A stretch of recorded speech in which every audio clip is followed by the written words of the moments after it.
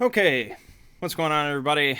My name is Mang, and if you're just checking in on the stream or the video real quick, let me just say that this event does signify the end of my coverage of the Cthulhu Mythos. It's been very enjoyable. It's been a lot of a bigger deal than I thought it would be, but I'd really like to thank everyone and anyone that tuned in for even just one video for checking it out and helping me kind of spread knowledge and info about a really wonderful and fascinating piece of fiction and universe. Okay, so as for the Q&A itself, we're going to be answering questions for about an hour or so. Mostly probably about the Cthulhu Mythos, but also if anybody wants to ask questions about the Exploring series, the future of it, other subjects, as well as, anything that comes to your mind. Let me just say right up front that I am not a Lovecraft scholar by any stretch, but I will do my best. I guess I know more than the average person on the planet, I guess. All right, let's just try it out. So first question comes from my good buddy Ziggy. He asks, ever plan on writing a Cthulhu fan fiction yourself, and general thoughts on the subject? Well, I assume you mean Mythos fan fiction. I don't really plan on it, even though I used to think of myself as a bit of a writer. I don't think I'm a very concise writer, which is why these 5-minute videos and stuff work for me. I tend to just shrink things down too much to make a really enjoyable piece of fiction. My thoughts on the subject, really, every piece of Cthulhu Mythos, every thing about it is fan fiction to some degree. Other than Lovecraft himself, I guess. Everything else has been fan fiction. So, there are published novels set in the Cthulhu Mythos that you would technically classify as fan fiction. So it's not like Twilight fan fiction or something like that. It's a different ball of worms when it comes to the Cthulhu Mythos because Lovecraft encouraged it so much. He has a second question. What was the most common pet peeve or common misconception you encounter among mythos-related media or loose discussion of it? Most common pet peeve. I guess it's the fascination and the whole thing with Cthulhu being just the center of it. There is no Cthulhu Mythos. It's just, Cthulhu. And that's part of why I've been doing all this, is to really kind of expand people's interest in it. I don't think it's due to just, purposeful ignorance. I think it's people just hear about Cthulhu and that's all they know. And so it's been really cool to see them stumble upon my Cthulhu video and then see, there's more to all this. There's this whole, universe of fiction related to Cthulhu, and it goes so much beyond that. So I don't think anything. I guess pet peeve would be people that insist on pronunciation. I guess kind of bothers me. I know some people have remarked how they don't like my pronunciation of Earlier, but it's like my way of pronouncing it is not the word of God. It's just. It's all alien languages. Don't get too fed up on that kind of stuff. But other than that, there's no huge pet peeves I have with it. But I guess I haven't experienced that much. Lord Kittenbottom asked, could I do a top 10 favorite Lovecraft stories?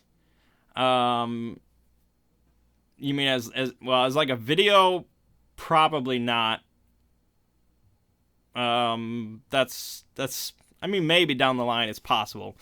I could probably do a top 3 for you. Right now, my third favorite Lovecraft story would probably be I'd probably say Call of Cthulhu, to be honest.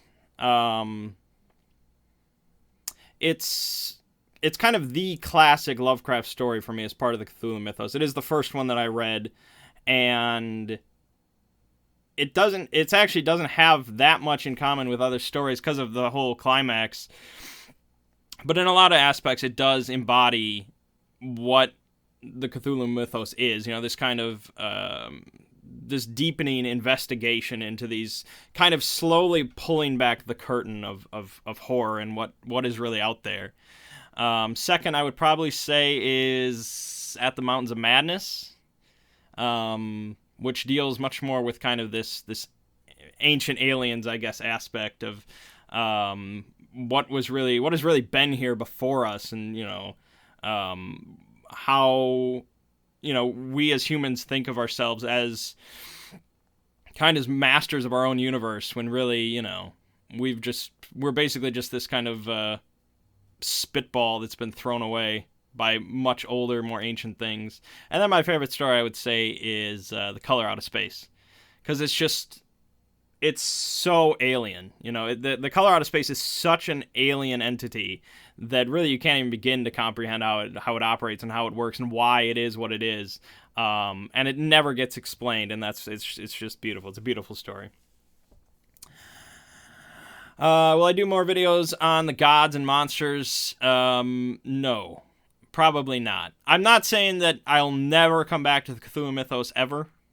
It is possible that down the line I'll decide to make another, some other content.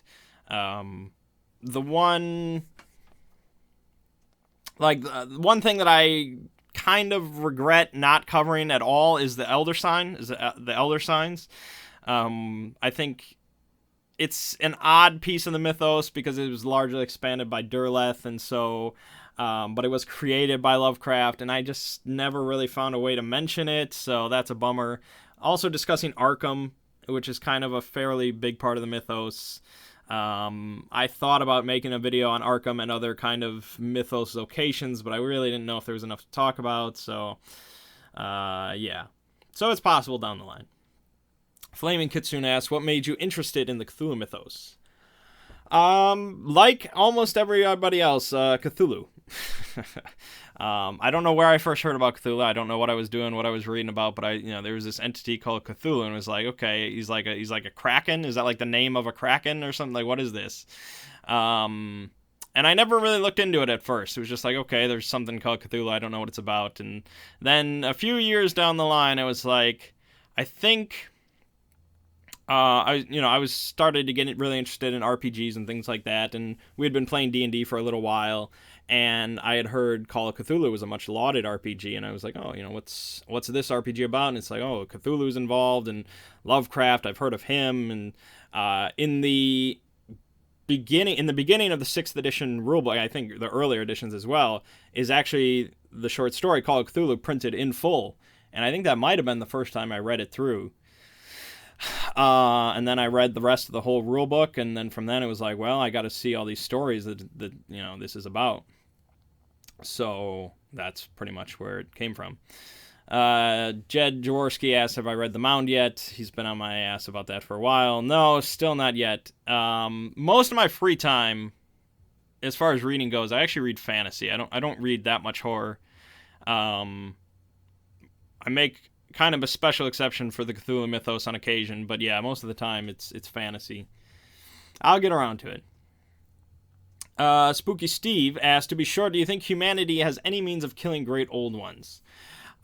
Yes, actually, I think so. I think that's kind of just massively blown out of proportion in a lot of instances.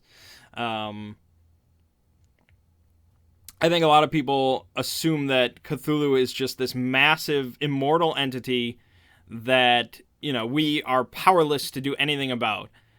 And I think, frankly, that's just not true. I don't think, personally, again, this is my opinion, I don't think Cthulhu is actually that powerful. I think if again, it doesn't matter, like, this is not real, which is another question I get a lot of. I don't believe the Cthulhu Mythos is real, but if it were, and Cthulhu came out of the ocean, and we dropped a nuclear bomb on him, I think it would probably bother him quite a bit. Now, some people disagree, and that's fine.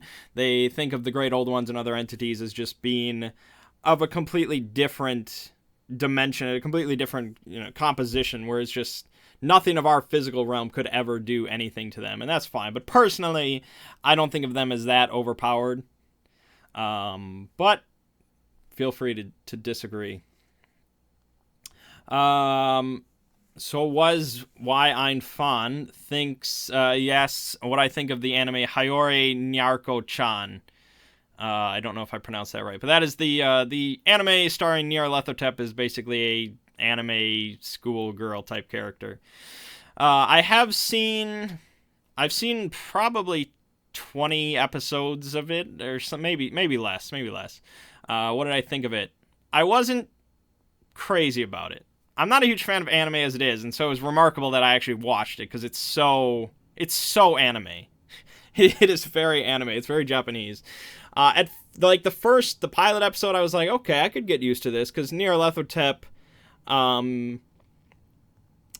like she or he, I guess, made allusions and implications about his true identity and, you know, how horrible he actually was, and it was still oddball, but it was like, okay. And then I think like Nodens makes an appearance, and there was a bunch of like Lovecraft references, and I was like, oh, I actually get these. I like this is cool. As time went on, it went really downhill for me because they brought in Haster, who's like my second favorite entity, and they basically made him a small gay boy, and I was like, this is a little odd.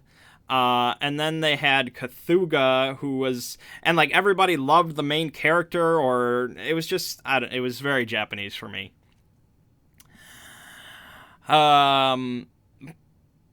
If I was a bigger fan of anime and all that kind of content, maybe I would appreciate it a bit more, but yeah. Yeah. Danny Cochran asks, which deity in the entire pantheon do you think we squishy mortals would stand the greatest chance against? Oh boy. Boy, there's a lot of like lesser great old ones that I don't think really stand much of a chance. I mean, I just talked about Cthulhu being not that powerful, but stuff like, I really wouldn't think of Glocky as being that powerful against like an arsenal, against like a military, or, who else? Like Haster. Like if Haster actually just showed up and was like up against an army, I can't think he would do that well. A lot of the great old ones, the fear and the horror comes from them being obfuscated and being kind of out of sight and working behind the scenes and things like that. The whole point of the mythos is that they're not just desolating the planet and they're fighting us. Like that's just not how it works. So personally, I think a lot of great old ones wouldn't do that well against modern military might or anything like that. Kinneon asks, any word on Shoggoths, as you don't know much about them? I did cover them in the Elder Things video. I'm not really sure what else to say about that. They, again, like, they're depicted as being very powerful in, like, the Call of Cthulhu RPG and things like that. They were basically a slave race. I can't recall, to be honest, if they were actually used for any, military conflicts. I'm not sure. I can't remember. I'm sorry.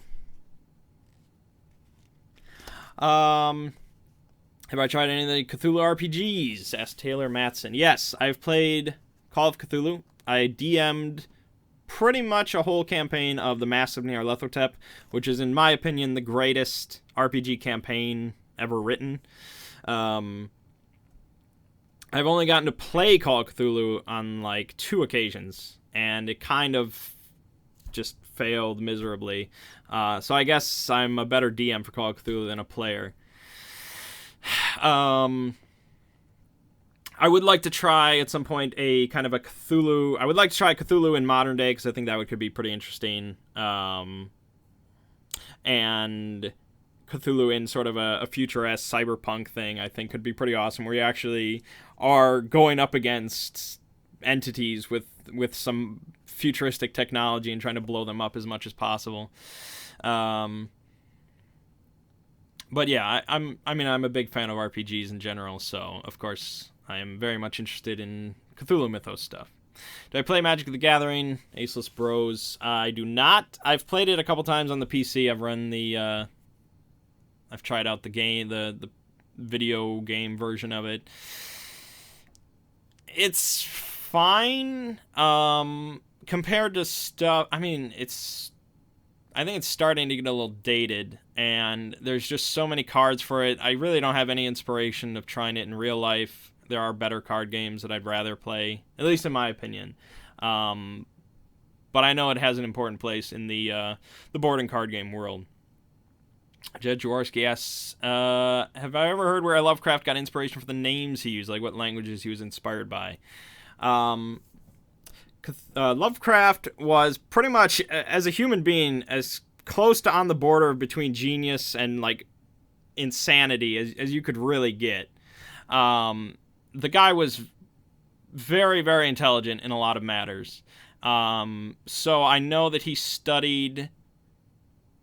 had a pretty solid knowledge of Greek and Latin. So I think some inspiration came from that. I know that no is hard to say, but I'm pretty sure he got a fair amount of inspiration from other writers. Lord Dunsany and other kind of contemporaries and other writers that he was big fans of. He would kind of pluck names and alter them a little bit and put his own kind of spin on it and things like that. So he was a big fan of that. And he encouraged that as well. So, yeah. I mean, he didn't go so far as Tolkien. He wasn't as far into languages as Tolkien, but, he liked doing that. Would I recommend the case of Charles Dexter Ward or Through the Gate of the Silver Key when being introduced to Yog-Sothoth? I mean, it's it's tricky. People come in, they see the videos or something like that, and they want to read all about these things. They want to read all about Yog-Sothoth, and they want to read all about Hastur and stuff like that. And the problem is there aren't that many big official stories that just are filled with knowledge and information about these entities. Partly because the whole point is the obfuscation. The whole point is that they're kind of hidden and unknowable and things like that. So it's just pointless to put information in. And, partly because there aren't that many well-known Cthulhu Mythos writers, and so maybe there is stuff out there where it's like, hey, check this out, but I don't really know about it. So those two stories, I mean, they're fine if you want just a piece of Yog-Sothoth, but don't expect whole stories involving them and things like that. At least not that I know of. Well, I do a video on Yuggoth. Again, like I would probably touch Yuggoth in like an Arkham video and the Library of Salino and the Plateau of Leng and other kind of locations. I probably should have done that. Maybe down the line when I'm feeling on a whim. For those that don't know, Yuggoth is Lovecraft rumored it to be Pluto because Pluto is kind of a recently discovered planet. Personally, I don't think that anymore. Other people have said it's like Saturn or something, like people think it's some sort of planet in our solar system. It could be like Planet X or something like that. But it's a base for the Mi-Go and things like that.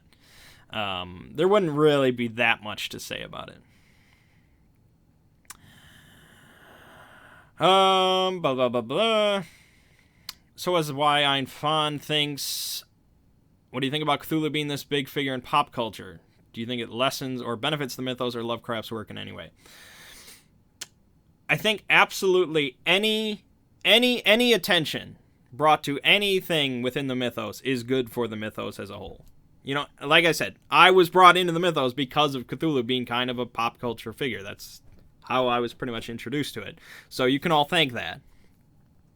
I'm sure plenty of you were brought in because of Cthulhu. So no, I don't think it's bad. Even though I did say it was somewhat of a pet peeve. I think it's a pet peeve if people, find out about Cthulhu, and then they find out that there is more to the mythos than Cthulhu, but they just don't care. It's just, oh, Cthulhu, LOL. Personally, I'm going to put this out there. Personally, I don't like the whole LOL Cthulhu type thing. I don't like turning the mythos into this kind of lighthearted, funny type thing, which is why I didn't love the anime that much. I'm a big fan of horror. Like, horror films are just my bread and butter, all right? So the mythos is and will always be, for me, a horror fiction. So turning it and flipping it on its head, I mean, I get the appeal to some people, but no, it's not really my kind of thing. But to each his own, and it speaks, I guess, to the versatility of the mythos, that it can go both ways and does have this big appeal. Blah, blah, blah. Taylor Matson, if you are familiar with the World of Warcraft lore, what are your thoughts on the use of old gods and their direct referencing to the Cthulhu Mythos? Yeah, I actually thought about, at some point way down the line, exploring Azeroth or exploring Warcraft lore or something like that, which is where I could tie in old gods to the Cthulhu Mythos. It's just another one of those things where it's like, I could never enumerate how many pieces of fiction and pop culture and things like that tie in or are referenced or based on the mythos. There's just so many. So it doesn't shock me at all that Warcraft has their own kind of twist on it, because so many things do. And it speaks to kind of this...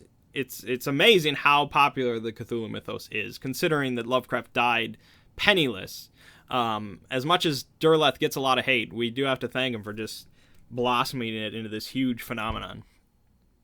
Wouter Muin asks, what is my favorite creature from the Cthulhu Mythos? Probably the color out of space, I think, because it's just so alien. Aside from that, I do like the Elder Things. I think they're a pretty fascinating species. But I also like the Yithians. This just purely kind of scientific, technical species that doesn't really care, that is capable of avoiding their own extinction. And they're like, sure, let's do it so we can just study more science. I talked about the color out of space earlier, so I don't think I'll re-describe it. Explosive Strawberry, what are my opinions on Derleth's take on the Lovecraft universe? Yeah, I feel like I've talked about this in one of the videos. Well, I guess I alluded to it. I don't care for it. Like I just said, we have a lot to be appreciative of Derleth, August Derleth, for what he did to the popularity of Cthulhu Mythos. He started Arkham House. He really spread the stories around and made it as big as it is today. So I think we should always be grateful for him. But as a writer himself, yeah, I don't know. I think there was a slight argument in the comments in one of the videos where, because I talked about him being Catholic. He was kind of a devout Catholic, and that influenced his writing and his take on the Cthulhu Mythos. And somebody disagreed with me and said, he wasn't Catholic. I'm fairly certain he was a devout Catholic. And so his take that the Cthulhu Mythos was just, these good elder gods fighting the evil old ones and the outer gods. For as big of a fan of Lovecraft as he was, it seems like he didn't get it. Now, I don't know the full story of it, and I haven't read that much of Derleth's work, so things like that. But just as a writer himself, I don't find him that talented. I read the whole Trail of Cthulhu thing, and it was just kind of that felt like Cthulhu Mythos fan fiction. Like, it just didn't feel like a great story. It didn't feel like a Lovecraft story, I guess, but it wasn't. What is my favorite story written by Lovecraft? I already said The Color Out of Space. Colt Grisham asks, is Reanimator in the Mythos canon? It is technically not. I mean, it's hard to say. Technically, you could say that everything written by Lovecraft is somehow wrapped in the mythos somehow. But it doesn't actually contain any what we consider mythos entities.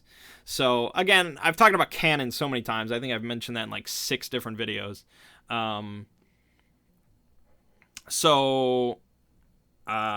Personally, I don't consider it canon, but if you want to, I can't stop you. So, the live stream will last for about another, I would say, 40 minutes-ish. Am I a fan of Terry Pratchett? I'm going to be real honest. I'll probably lose some cred here. I've never read anything by him. I've always intended to. I've always intended to read something in the Discworld fiction, since I am a big fan of fantasy.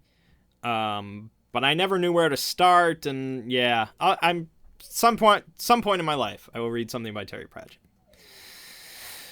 DS23474 has never read any Lovecraft books on any of this. What book is best to start on? I think I've always recommended Call of Cthulhu. I mean, you can't go wrong with the Dunwich Horror. I think you can't go wrong with Shadow over Innsmouth. Some of the stories for your first book, like, I love At the Mountains of Madness, but I don't know if I'd recommend as the first one. But Call of Cthulhu, it's short enough, it's interesting enough, it really just immerses you in this kind of fiction and things like that. So I would always recommend Call of Cthulhu. Prototis, what is your opinion on how Miyazaki did with Bloodborne? I mean, I love Bloodborne. So I don't know if you're specifically asking about his interpretation of the mythos within Bloodborne. I talked a while back, I was going to do a whole video just about Bloodborne and the mythos. It was going to be like a 30-minute video about my thoughts. So, yeah, I think he did a pretty good job with his interpretation and kind of warping the mythos a bit and making... I mean, it's not a mythos game. Not at all, even though that would be cool. And obviously it's a lot more action-packed than almost anything within the mythos could ever be. But there are concepts within that game that I think resonate a lot with what the mythos is about. Like, it alludes occasionally to a ancient one or a great old one or whatever that is formless, that is without form, but it's still somewhat present, and I think that's really cool. It's reminiscent of something like Yog-Sothoth.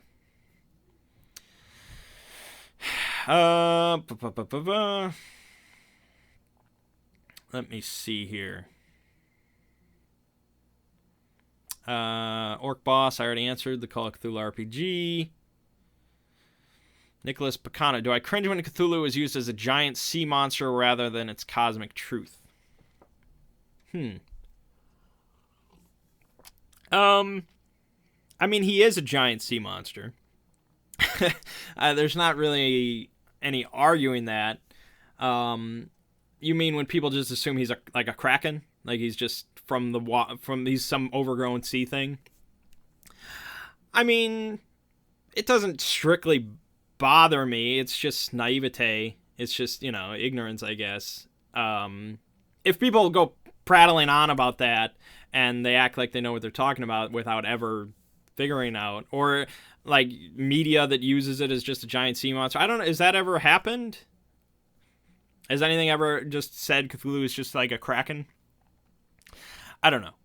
There aren't many things that bother me, so it's not a huge deal. I'm like I said, I made this whole series just to try and educate people a little bit and try and get them more interested in the whole mythos and things like that, and correcting some things. Taylor Matson, for someone that has only read Lovecraft, what are some suggestions for someone looking to branch into other mythos books not written by Lovecraft? Ideally things that would still be considered canon. Okay, well, again, we go into the whole canon issue. Try not to get focused on canon. Pretty much everything is fan fiction. If you're going outside of Lovecraft, it's fan fiction. I'm not the greatest person to ask for this. Like I said, I don't read that much horror. So most of my horror knowledge is Lovecraft. I know there's a book by Charles Stross that is pretty highly recommended. I don't quite remember the name of it. Maybe I can look it up. It doesn't have Cthulhu in the name, so I'm sure some people overlooked it. A Colder War. That's what it's called. Yeah. So that is like a modern story that it involves the Cthulhu mythos pretty heavily and involves nuclear weapons and kind of stuff like that. I had been meaning to check that one out. Other than that, maybe somebody else in the comments can help you out. Eric Crabtree, do you think they can do a proper Lovecraft story in film? Yes. Yes, I do. What story? I'm not quite sure. Here's the problem. Any story that they would do, they have to alter it. They either have to expand on it or remove something or change the pace or something like that. So I guess if you're asking, do I think they can take any Lovecraft story and transport it one for one to film? I mean, they absolutely could. You can. I don't know how enjoyable it would be or profitable it would be, but they could. But you're inevitably, even like the Lovecraft Historical Society, which is, you know, the biggest fans of Lovecraft around, when they did Whispers in Darkness, you know, they added stuff to it just to, you know, make it more enjoyable. There is a big difference between literature and film. There is. There's no arguing it. So I think Guillermo del Toro could make At the Mountains of Madness, but I think he would add stuff, and we would probably be okay with it. I don't think you should expect any Lovecraft film to just be a one-for-one transition. Blah, blah, blah, blah, blah. Have I heard much about Lovecraft's philosophical inspiration? Did he write much on that in his personal letters or anything that you know of? Oh, God. Okay, Lovecraft wrote more letters than probably almost any human on the planet. I've not read even like 5% of his letters. So it's I mean, he wrote letters to everybody and anybody, and he covered all sorts of subjects. So it's very likely that he covered on philosophy and stuff like that. I mean, he wrote. You can read some of his letters where he talked about Hitler and the Nazis. You can read his thoughts on that. Like, he had thoughts on all sorts of stuff. Like I said, he was a pretty smart guy. Yeah, I'm sure there's. I don't know much about his philosophy and things like that, but I'm sure he has letters about stuff. Explosive Strawberry, do you think the books like The Unnameable will count into the canon? Okay. I mean, again, you got to get the canon. It's not the same. It's not like DC Comics or something. It's a different kind of thing. So I guess if you're asking if The Unnameable is in the mythos, I don't believe it's commonly accepted as being in the mythos. I mean, I know you're asking me personally what I think.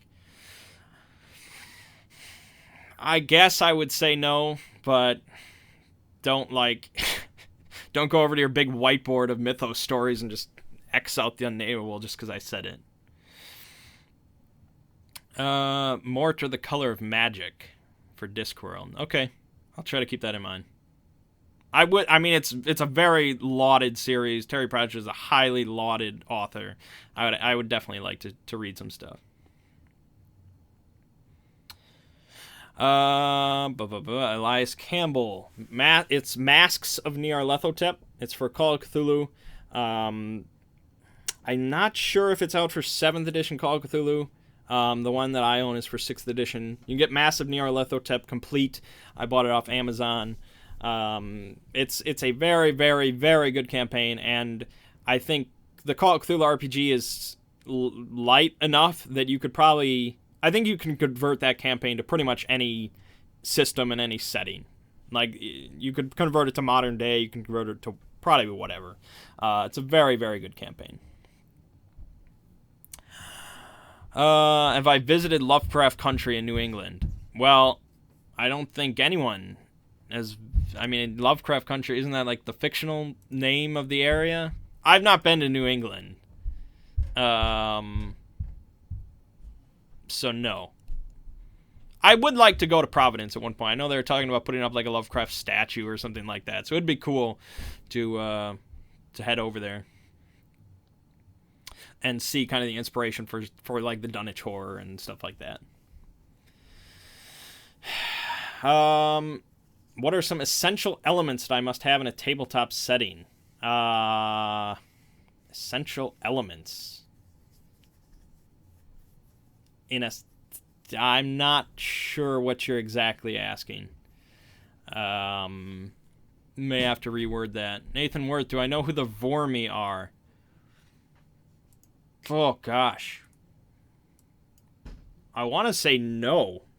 I've heard the name before because I know it's in the Call of Cthulhu RPG. I think one of the spells talks about the Vormi. But I don't know, and a Google search doesn't really provide any information. So the Call of Cthulhu RPG has actually they've made up stuff that is not in anything. And like the Arkham Horror board game, I know they made up names of spells and stuff that isn't in anything. So I don't know. Dark Blood Souls, is it Cos or Cosm? Some say Cos, some say Cosm, some say Cosmos. It's up to you. Logan Bilberry, other than H.P. Lovecraft, which authors would you recommend? Again, if you're talking about horror, I'm not like it's not. I don't read a lot of horror. Other than Lovecraft, I don't read a lot of horror.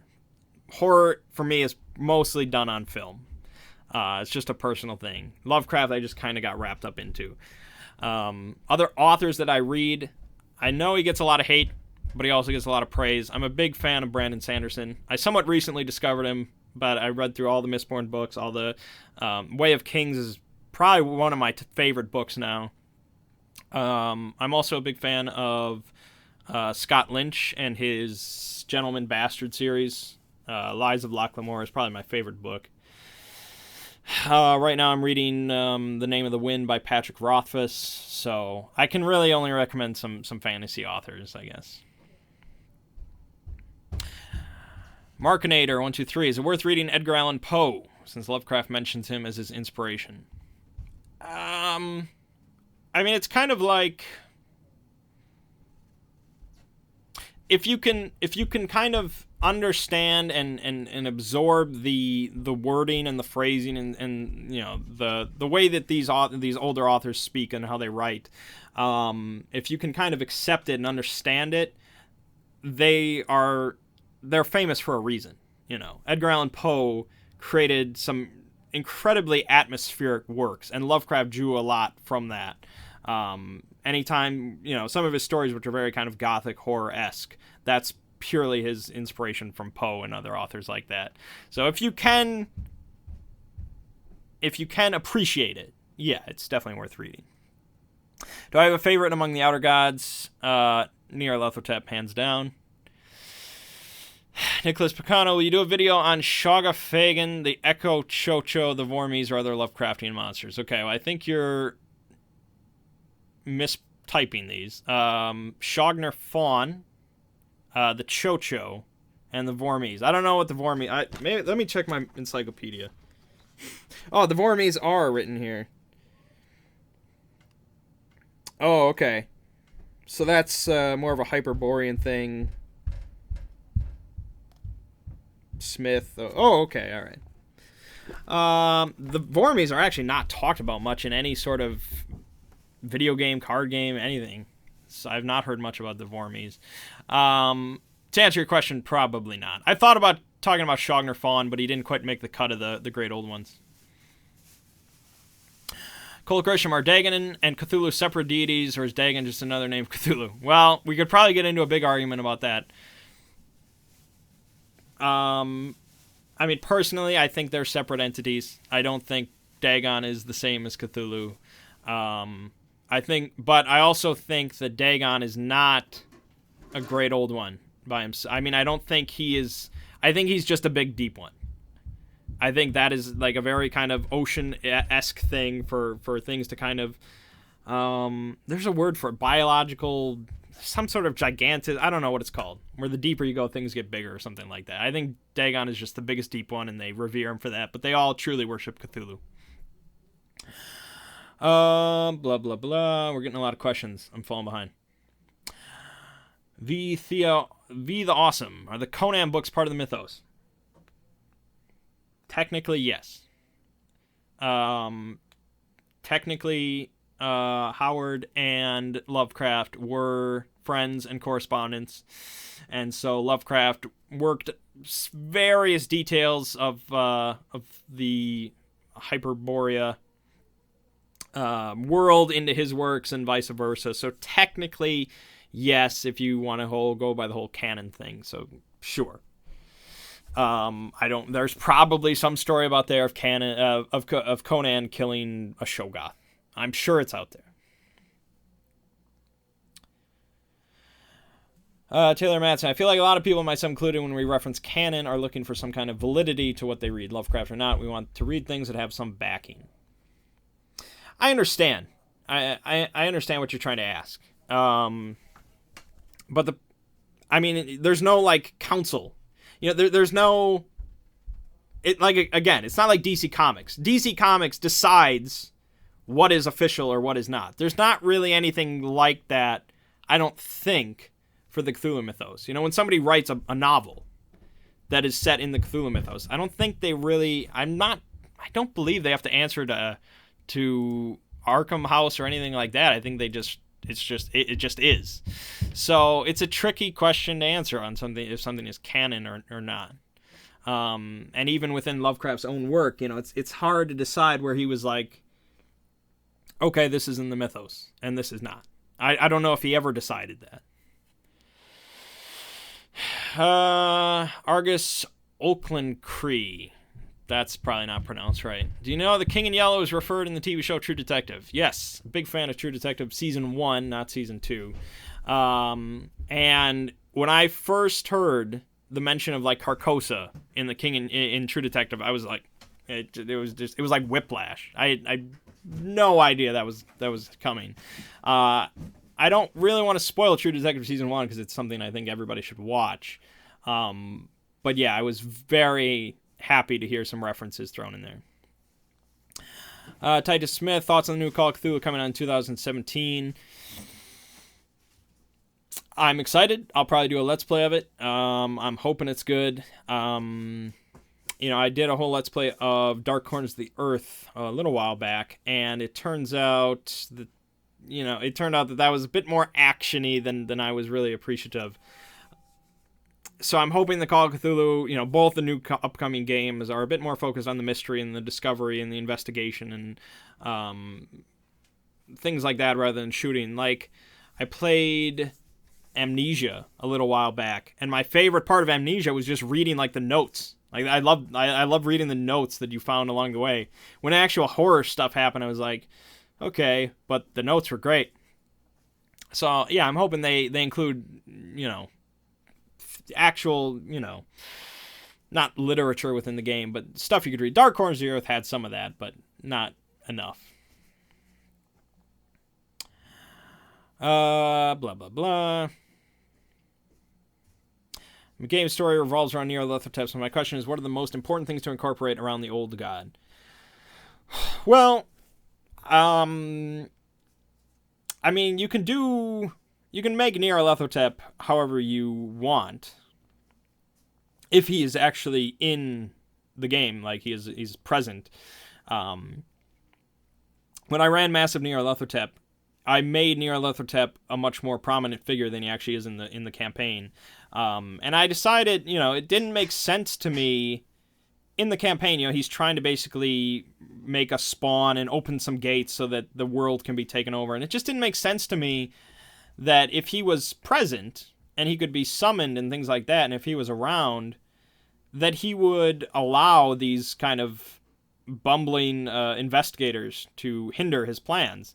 And so I decided that he didn't really care if the gate was open and the world was destroyed. He didn't really care. He was just there to make mischief, pretty much. So, yeah. Personally, I like to envision him as a bit more of a trickster and evil, and a base thought of evil, sure, but yeah, a bit more devious. Blah blah blah blah. Have I read Alan Moore's Providence? I have not. Heard of a director called Dario Argento? Yes, I have. I don't think I've seen any of his movies, but I am aware of him.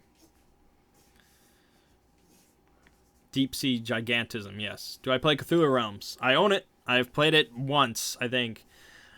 It is very similar to Star Realms, and again, it kind of goes for that LOL Cthulhu type vibe. It's not really, it's kind of cartoonish, the artwork. The Cthulhu Mythos theme is not that strong. There are better Cthulhu card games. Cold Grisham, have I played Cthulhu Saves the World? I did. I did play it for a little while. Again, it just kind of got into that too humorous area of Cthulhu Mythos, and it was just jokey and as an RPG not that exciting. So yeah, I wasn't enamored with it.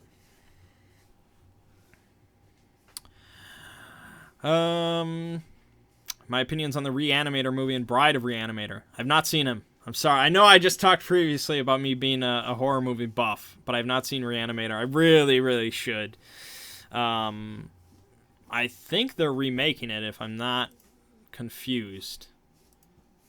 But yeah, I should probably see the original. Nathan Worth, are you aware Cthulhu has a wife called Idya? Yeah. Again, like, that's such like a fan fiction thing to say, isn't it? I mean, I'm aware. Do I accept it? I don't know. Like, what is she doing? You know, her husband's stuck under this water on this backwater planet, and she just whatever. All right, I don't know. I'm fine. Fine. He has a wife. Okay.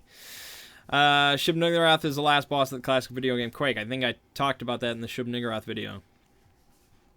Song of Ice and Fire. So did the Greyjoys worship Cthulhu or what? Thoughts? Oh, yes. I was going... Okay, well, I had a strong feeling that down the line I was going to do a exploring Game of Thrones. Or exploring Ice and Fire. I don't know what I would call it. I'm not certain I'm going to do it because... I'd like to do it while the show is still going on, but next season is like the last one, and I guess the books are still being worked on, I guess.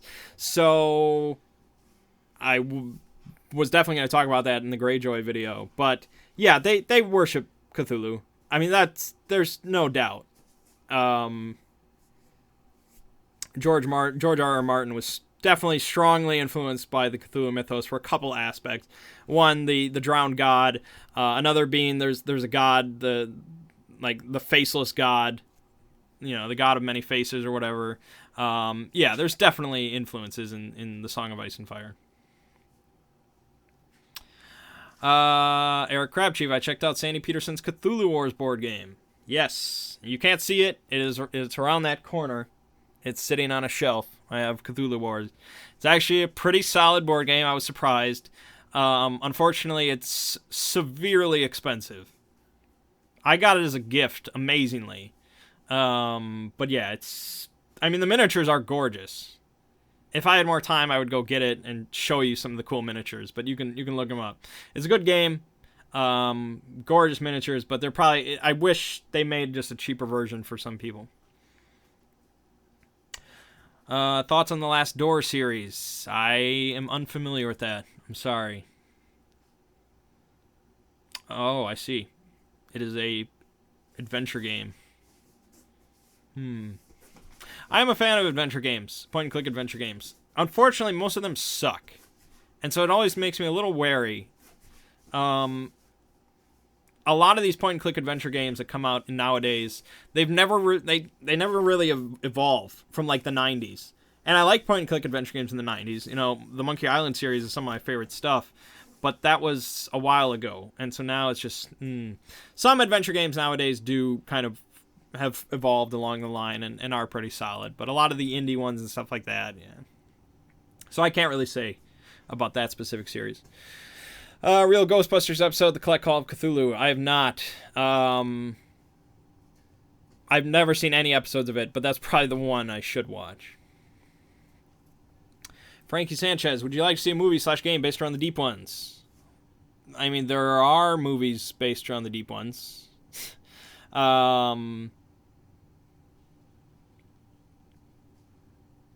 So the Deep Ones are really not my favorite part of the mythos. When I first read Shadow over Innsmouth, I was like, wow, you know, it's creepy that there is this species and they're from the water, but they can walk on land, and they, you know, these people don't realize that they're part of this species, and eventually they go back in the water, and you know. But then time went on, and it was just like, okay, the trope of the main character being a secret deep one and realizing it at the end and being like, oh, that's a bit overused. I read a couple stories where that happened. So I would rather see other Mythos movies than one about the deep ones, but it's okay. Darius Cooper, I wonder what the nature of Azathoth is. Is he one of a kind? Are there others like him? Did he create the universe? Is he responsible for the entire multiverse? Such mystery. Yeah, I mean, that's part of the whole thing, is you'll never know. We'll never know. We'll never have an official answer on it or anything like that. And I don't think, even if Lovecraft was alive and you asked him, he wouldn't give you a clear answer, so it doesn't matter. So it's whatever you think. And I think that's a cool part of the mythos, is that it is kind of adaptable and can be whatever you want it to be. So, personally, I think Azathoth is one of a kind. I think he did create the universe in his dreams. A good question to ask is around Azathoth's throne at the center of all existence, there are these servitors playing these pipes and these flutes. Who hired them? Who do they work for? Who's you need to play these things? Was it Azathoth himself, or was it Nyarlathotep? Who's keeping him asleep? I don't know. The Sinking City, I talked about in the Cthulhu Mythos and Games video. What is my opinion of the creature Chthonid? Is that in my encyclopedia? There's a lot to the mythos, and, a lot of people have put in their own, thoughts and entities and things like that. I'm not, like I said, I'm not a scholar, so I don't know anything.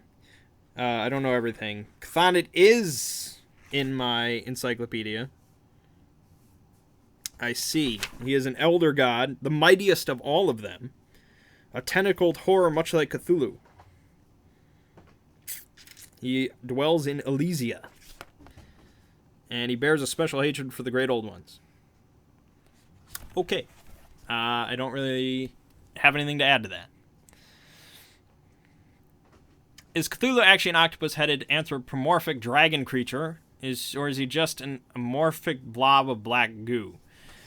Yeah, I guess so. You could, if you just read Call of Cthulhu, it could be a bit unclear. I mean, obviously, if you've seen any artwork of Cthulhu, you probably have a good idea. All those artworks are pretty much based on Lovecraft's own interpretation.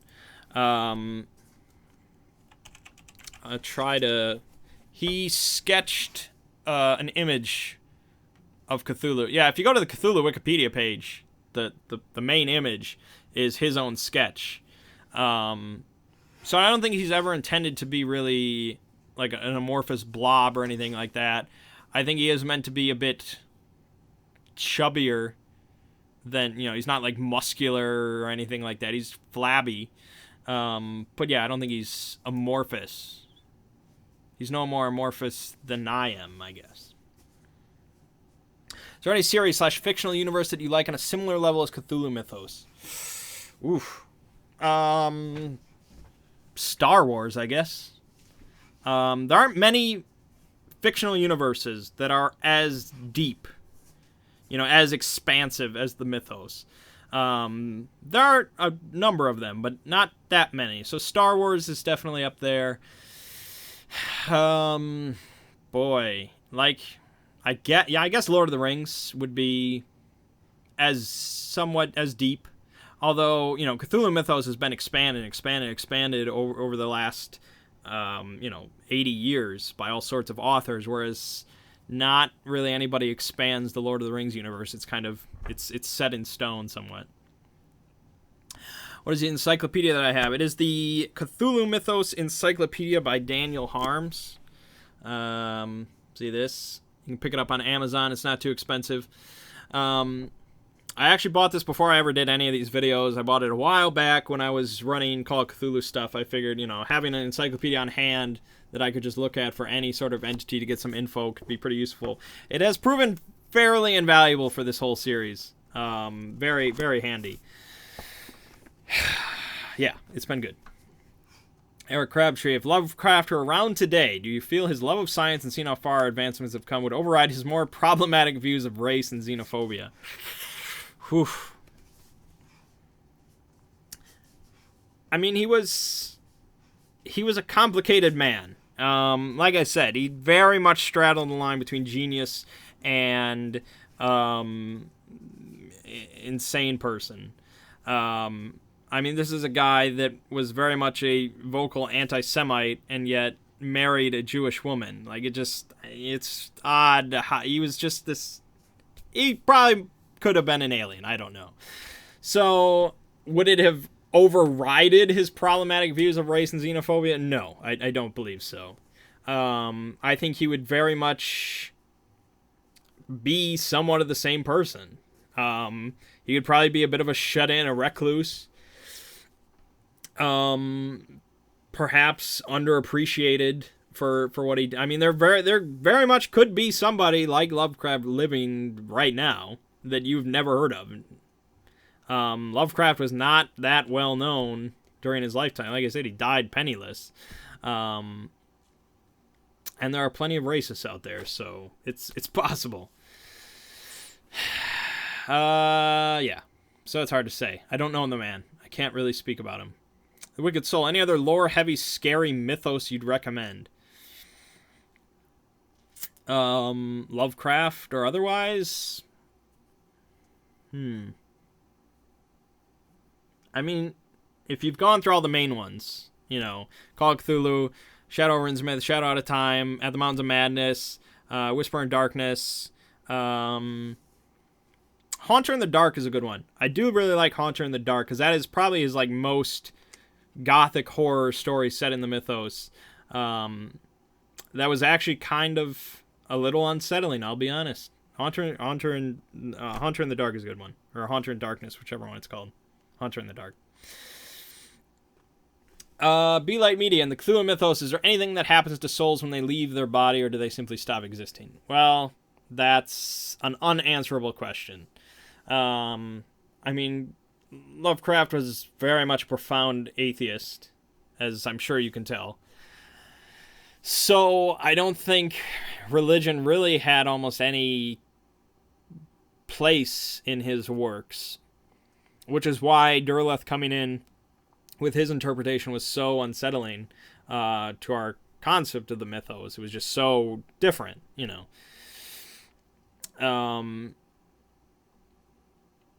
So, I mean, it's really up to you. I can't really answer that with any certainty, because it kind of depends on your own personal thoughts. And personally, for me, if there is, if Yahweh or whatever actually exists, or any sort of traditional godlike deity exists in the Cthulhu mythos, he's screwing up. Like, he's not doing what he's supposed to do. You got Nyarlathotep wandering around making everybody insane and stuff. I don't know where God is. But, again, it's up to you. And really, even in Derleth's, when Derleth wrote, I don't think... I think there were some characters that were religious in his works and stuff like that, but he never really brought it in. It was more just his concept of the elder gods being the godly forces. Darius Cooper, I'm getting sick of the mythos being obsessed with sea stuff too. I like ocean horror, but cosmic horror can and should be expanded to anything. Do you think there's a theme that the mythos should try? I mean, the mythos is so versatile that it could be expanded to almost anything. I don't really love the whole sea concept, but again, most people's first forays into the mythos are based around Cthulhu and the Deep Ones and things like that. So it's very much prominent, and Lovecraft had a very prominent fear of the ocean and underwater, so it makes sense. I guess I can't really say, because I have not read much outside of Lovecraft, but I'm interested in sort of cyberpunk Cthulhu horrors. I like the idea of kind of Wild West mixing with, a movie where the kind of the Wild West but encounters Cthulhu Mythos horrors would be really cool. Pretty much any kind of slightly, a very normal setting otherwise, but mixed with the Cthulhu Mythos could be very interesting and stuff like that. Danny Cochran, which would you find more frightening to face off with, Glocky from the Mythos or Cadius from Monster Hunter? Oh, boy.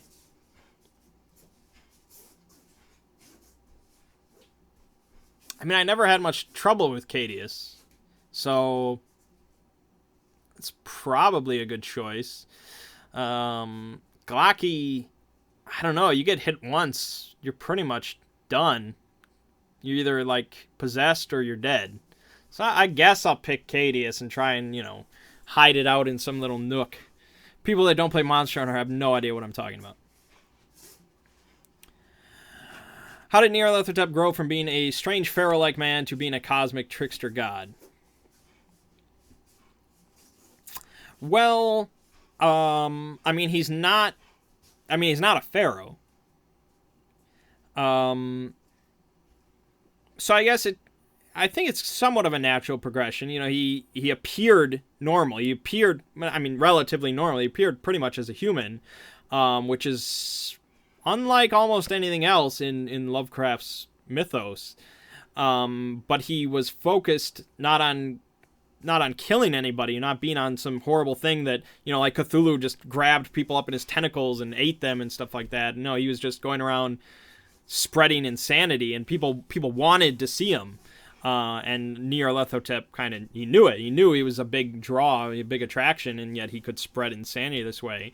And so, right off the bat, just reading that short story, you can tell that Nyarlathotep is very much different than almost everything else in the mythos. And so, I think it was just kind of a natural progression to him being more devious and less restricted than all the other gods. And so, yeah, I guess it just became that he was just focused on madness, and that kind of just draws into being a bit more of a trickster than just, I'm going to kill you,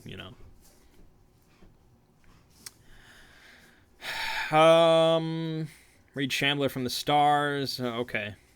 All right. I mean, I recently discovered my love of reading. I mean, I've always been somewhat of a reader, but it's only been in the last few years that I was like, oh, I actually like sitting down and reading a book. So I'll get around to a lot more stuff in my lifetime. Forbidden Thinker, what can you tell me about Azathoth? I mean, pretty much everything I could say is in my Azathoth video, so you'll have to check out that. What are my feelings about Haster? I mean, he's one of my favorite great old ones. I'm not entirely sure why. It just kind of, why do we like anything? It just kind of happens that way. He's so far removed from humanity. Like, he's just he's like in another system entirely.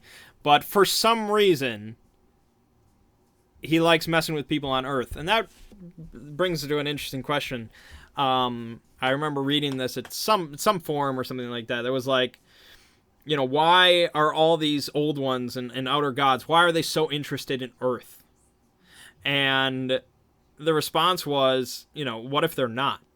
Like, what if it's not specifically Earth? Like, what if every planet of sentient life has all these things going on? It's an interesting thought that maybe Earth isn't that special, or maybe it is. Maybe Earth really is the only interesting sentient species worth conquering or whatever.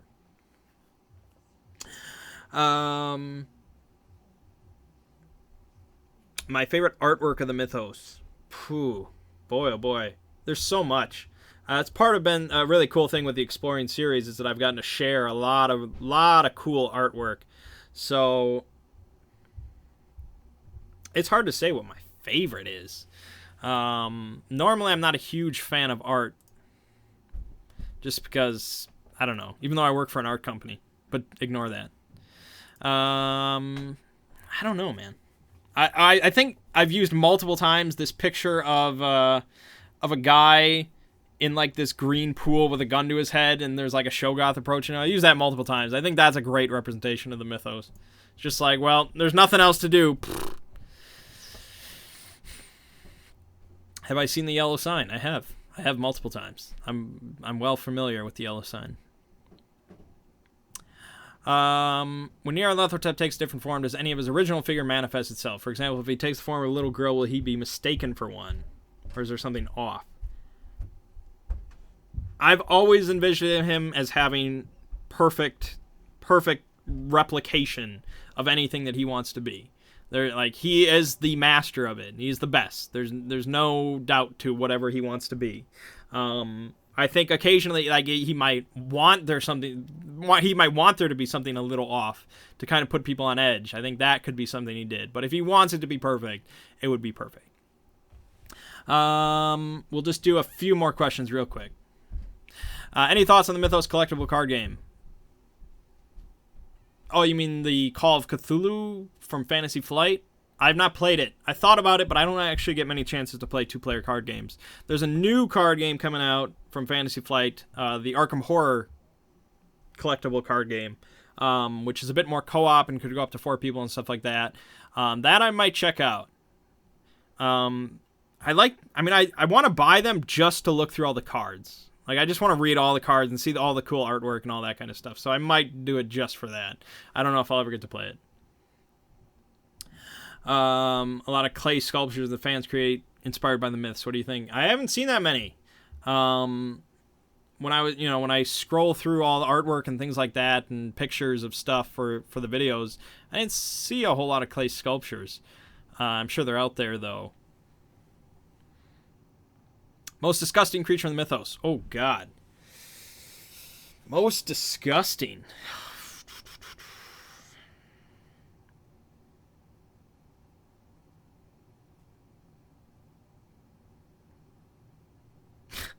That's a good question. That is a very good question. I wish you would have asked me earlier so I could really thought about this whole time. I always thought Egolanak was always a little unsettling. Basically, Egolanak looks pretty much exactly like the thing from Pan's Labyrinth with the eyes on the hands. So I always thought that was a little unsettling. I mean, a Shoggoth probably wouldn't be that wonderful to look at. Flying Polyp is probably pretty disgusting. Amigo is probably pretty disgusting. It's hard to say most disgusting. Do you think a great old creature could exist in our massive universe? Yes. I think I don't think anybody should ever deny the possibility of aliens. I think with as massively huge as our universe is, I think it's foolish to think that there's nothing, alien out there. Now, well, I guess asking if there's aliens and asking if there's great old ones, that's a pretty big difference. Because the great old ones are so much more than just alien. They kind of exist outside of our complete logic. Whereas I think if we were actually to encounter aliens, I think we would probably understand some of their logic quite a bit. I don't think they would be so kind of pan-dimensional as something like a great old one. So it's hard to say. I think it's possible, but who knows? All right, I'm going to have to cut it off at one point, so I guess I'll do 2 more questions. Why do you think it's hard for Hollywood writers to create an accurate Cthulhu Mythos story even with all the money? Is it too bleak for audiences, or were Howard's visuals too difficult to grasp? Well, I assume you mean... Oh, yeah, Howard, yeah. Sorry. I don't think it's too difficult. My dad. My dad is kind of a curmudgeon-y kind of guy, and he always asks, whenever we talk about movies, he always asks, why don't they do anything original anymore? Why is always these sequels? He thinks that they have run out of talent. They have run out of talent for original concepts, and they're just drained, and they have no idea what to do. That's not it. It's always about money. It's always about what is most profitable within, the world. What will make us the most money? And I think an accurate Cthulhu Mythos story put on film will not make that much money. And so, Hollywood looks at this script for, they look at a script for Call of Cthulhu. You want an accurate story of Call of Cthulhu. And it's like, okay, well, for the first 3/4 of the story, it's pretty much this guy reading some letters and reading some journals. So we're going to do that. And it's just like, that's not interesting to watch. Now, yeah, you could do flashbacks and things like that, but still, it's not what most Americans expect out of a modern film, especially something sci-fi-esque.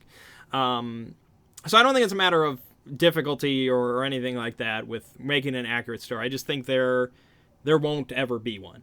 From Hollywood, I don't think we'll ever get an accurate mythos story put on film. I think there will always be something added or changed about it to make it more exciting, more profitable. Blah, blah, blah, blah.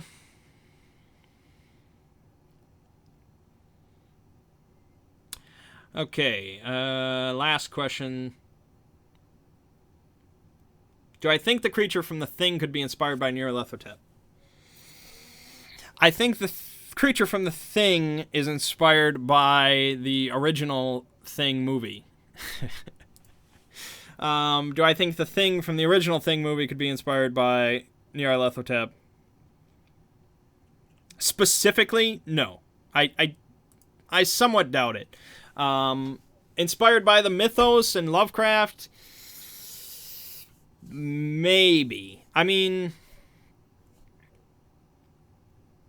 I don't think Lovecraft is the only guy to ever think about, what if there are aliens here living amongst us? Or, what if there's some odd creature that can kind of do things outside of our reasoning or something like that. So, personally, no, I don't think it's based or inspired by Nyarlathotep, but I do think The Thing is one of the greatest movies ever made, so do it with what you will.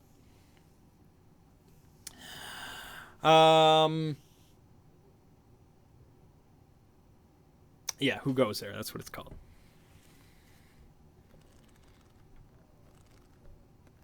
All right, one more question, because it's too much fun. If I was to create a Mythos game, movie, TV show, what would it have to be near perfect? So again, like I just talked about, me making it accurate would not make it perfect, in my opinion. I'm sorry. I mean, I like the Mythos. I like a lot of the stories a lot. But I understand as much as most people that it would not make a great film if just put directly on it. So what would it need to be perfect or near perfect? I think you would need somebody involved that truly loved and understood the mythos, which I think Guillermo del Toro does. If you've ever seen like the documentary about H.P. Lovecraft, Guillermo del Toro is in that. He talks about it, and he's a big fan of it. I think he has like a sculpture of Lovecraft in his home. Like it's crazy. So I think Guillermo del Toro or a similar person would be a great choice, and they would kind of be necessary. You need somebody that would really appreciate it, and you would need somebody like that to have a bit of free reign. Yes, they would have to concede that you can't do an accurate story one-to-one, but they would have to understand what makes the mythos interesting. Not just what makes it work, because what makes it work as a story does not make it, or as a book, does not make it work as a movie. So it would need to be, they would need to know the fundamental concepts that make it interesting to people like us. To what draws us to the mythos other than just, it's good writing, it's a good story. There's more to it than that. There's kind of a deeper fascination with alien concepts and the cosmic and horror and stuff like that. So I guess for me, to make it near perfect, you would need somebody at the helm that really understands it as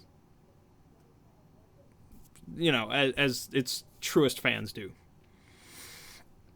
All right, so I think that is going to wrap us up for today. If you have any more questions, you can comment on this video after it's posted. I also have I put up an official subreddit for the series on Reddit, the Exploring series, which there's a link in the description. It's been a lot of fun. I'm hoping that at the end of every Exploring series, we'll do one of these live Q&As to kind of fill in all the little slots. So this does mark the official end, for now, of my Cthulhu Mythos coverage. It's been a wild ride, a lot crazier than I anticipated it would be. But we are going to move on to Exploring Middle-earth, which should be a lot of fun. I can now officially put away my Cthulhu Mythos encyclopedia for a little while and pull out some Lord of the Rings stuff, which I'm really looking forward to. I hope you all are as well. It should be a lot of fun. A lot of interesting stuff. We get to talk about Tom Bombadil. It's going to be great. All right. So thank you all for watching, whether you're watching live right now or on the video later. I'm glad you could make it. And I will see you fine folks in Middle Earth.